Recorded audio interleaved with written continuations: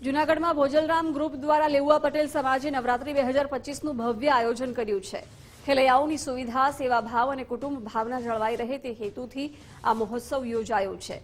વિશાળ મેદાન, 1.5 કરોડનું વીમા કવચ, ફાયર સેફટી, સીસીટીવી અને સફાઈની વ્યવસ્થા સાથે મહિલા સુરક્ષા પર ખાસ ધ્યાન આપવામાં આવ્યું છે।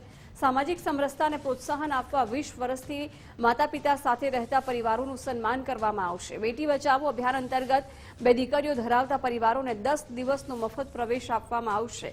ધારાસભ્ય જયેશ રાદડિયા પણ આ ગરબીમાં હાજર રહ્યા। આ નવરાત્રી મહોત્સવ ભક્તિ, આધુનિકતા અને સામાજિક એકતાનું અનોખું સંગમ બની રહેશે।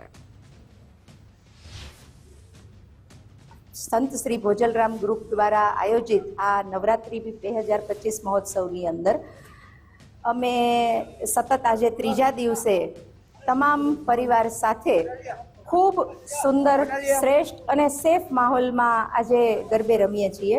અમારો આખો પરિવાર અહીં તમામ સુવિધા અને સેફટી સાથે બહેનો દીકરીઓ ખુશીથી ઝૂમે છે, જેનો અમને આનંદ છે। આજે અમારા ભોજલરામ ગ્રુપ જૂનાગઢનું પ્રથમ વર્ષ છે, પણ આ 2 દિવસથી અમને એમ લાગે છે કે જાણે વર્ષોથી અમે પરિવાર સાથે રમતા હોઈએ અને માતાજીની આરાધના કરવાનો આજે મોકો અમને આ ગ્રુપ તરફથી મળ્યો છે।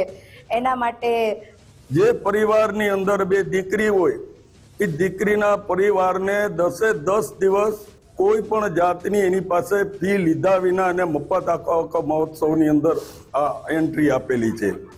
બીજું કે હિન્દુ સમાજની અંદર જ્યારે વિભક્ત અત્યારે જે થઈ રહ્યા છે અને પારિવારિક જે સમસ્યાઓ ઊભી થઈ છે એને અનુસંધાને ધ્યાને લઈ અને છેલ્લા 20 વર્ષથી જે પરિવાર માતા પિતા સાથે, જે સંતાન માતા પિતા સાથે રહેતો હોય, આવા સંયુક્ત પરિવારોનું અમે અહીંયા સ્ટેજ ઉપરથી એનું બહુમાન કરી અને એને સન્માનિત કરવાના, સન્માન પત્ર પણ અર્પણ કરવાના છે।